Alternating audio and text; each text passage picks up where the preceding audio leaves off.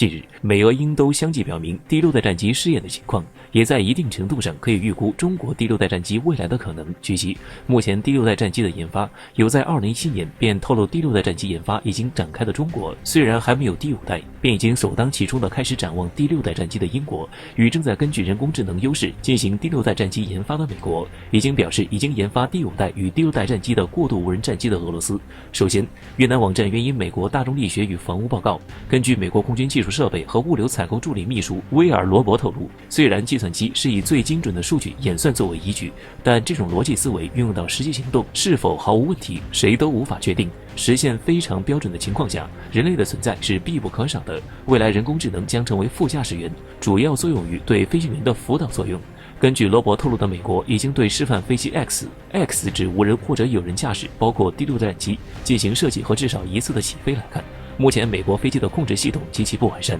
未能执行某些遥控命令。其次，根据俄罗斯目前研发的第六代战机信息，联系此前与战机大小极为先进的重型拦截歼击无人战机 S-70猎人，以及未来战机将采用无人驾驶的模式。这一发展设计被俄罗斯国家石油公司航空航天集团的供应链主管阿纳托利·谢久尔科夫承认，但他又表示无人驾驶只是发展趋势，现在还是为时过早，最新一代还是有人驾驶。再来，英国第六代战机研发风暴计划也是相同整合载人和无人飞机之间的功能，携带武器和传感器，通过复杂的数据网络连接在一起，云平台进行信息传输。据英国目前第六代战机透露最多的情况来看，第六代战机的性能更加先进，比如隐身性能、超音速武器、能源型武器，甚至能够与无人战机联系在一起，操纵无人机协调战斗。看情况，应该与俄罗斯 S-70与苏57组成编队飞行战斗同理。从三国各个方面透露的信息，打破了第六代战机完全人工智能化的期待，表明了现在人工智能无法取代人类。第六代战机主驾驶还是飞行员驾驶为主，但副驾驶员将会人工智能，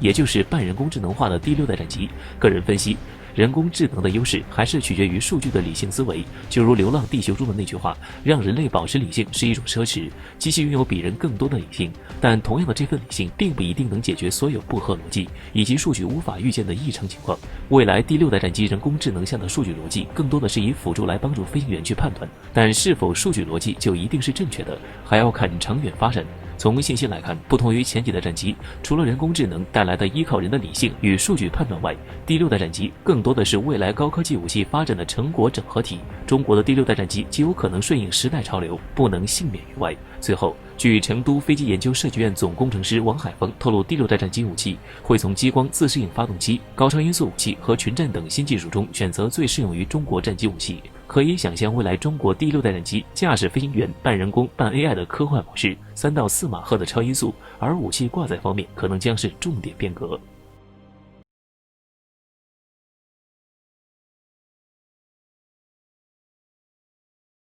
根据乌克兰国防部的消息，乌克兰打算从空军部队购买3架安178军用中型运输机。在安东诺夫的车间中，泽伦斯基现身并主持了新飞机的揭幕仪式。泽伦斯基在致辞中提到，这是乌克兰公民将为乌克兰的利益建造的乌克兰武装部队的新安东诺夫飞机，这是理所当然，值得国民们骄傲的。如今安东诺夫宣布安178量产，自然意味着乌克兰摆脱了对俄罗斯供应链的依赖。安东诺夫总干事尤里古塞夫则在发布会上表示，从2021年开始就制造安178的新机体，同时公司会在外交部的协助下进行国际商务活动，推销客户包括多联体国家、中国、欧洲和中东。目前国际上的新型中型运输机种类不多，安178大有可为。欧洲空客的 A400M 性能最为出色，但价格昂贵。美国洛马的 C130虽然老当益壮，但部分性能已经落后。安178的最大对手是巴西航空的 KC390，其设计成熟，且巴西的造价也很低，目前已经取得了不错的销售成绩。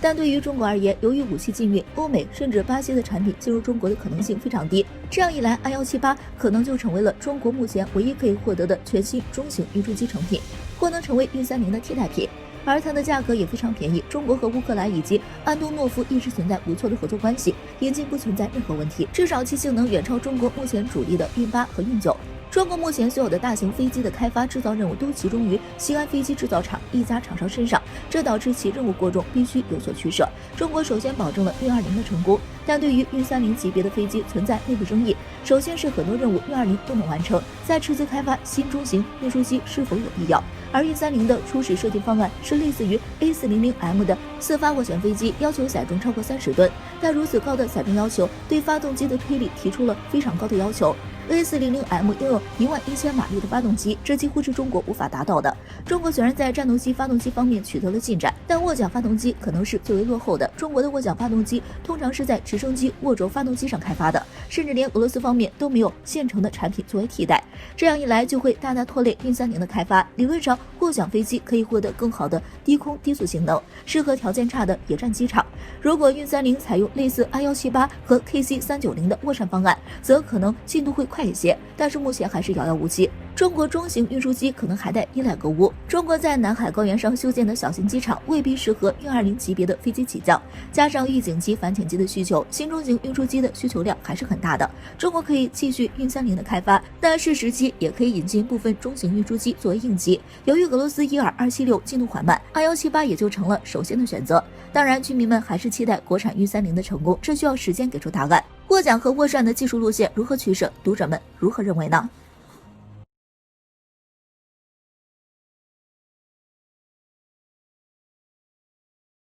自伊朗高级将领苏莱曼尼遭到暗杀后，美伊之间的关系可谓水火不容。这不，有美国媒体推测，伊朗或将在接下来的几天可能对美国在中东地区的军事基地展开袭击。那么，伊朗方面是否会在新年打开第一枪呢？据美国《军事时报》1月2号的报道称，根据美国五角大楼和相关情报部门的推测，伊朗方面或将在1月3号左右，为纪念苏莱曼尼将军遭暗杀1周年，可能会对部署在中东地区的美军基地展开袭击。那么，伊朗的报复是否进入了倒计时呢？根据美国情报部门的最新消息，近期伊朗武装部队正在与伊拉克民兵武装多次秘密会晤，并且伊朗武装部队还向伊拉克民兵武装输送了大量武器装备和弹药。有迹象表明，伊朗或将在新年第一刻对美国在中东地区的军事基地发动袭击。对此，伊朗外长扎里夫回应称，根据伊朗部门的情报推测，美国方面同样或存在对伊朗发动战争的可能。为应对美国随时对伊朗发动战争的可能，伊朗方面已经做好了一切战斗的准备。对于伊朗方面的回应，美国同样也采取了紧急措施。美国方面为此应对伊朗的威胁，突然宣布将长期部署在中东地区的核动力航母尼米兹号以及美军在该地区的轰炸机全部向本土方向撤离。在美伊如此紧张的局势下，美军突然将唯一部署在中东地区的航母尼米兹号航母以及各型号的轰炸机向本土方向撤离，这是否说明了美军方面对伊朗可能在接下来的几天采取的报复行动而感到害怕？值得注意的是，美军在此次的撤离过程中竟然将唯一部署在中东地区的航母尼米兹号撤离，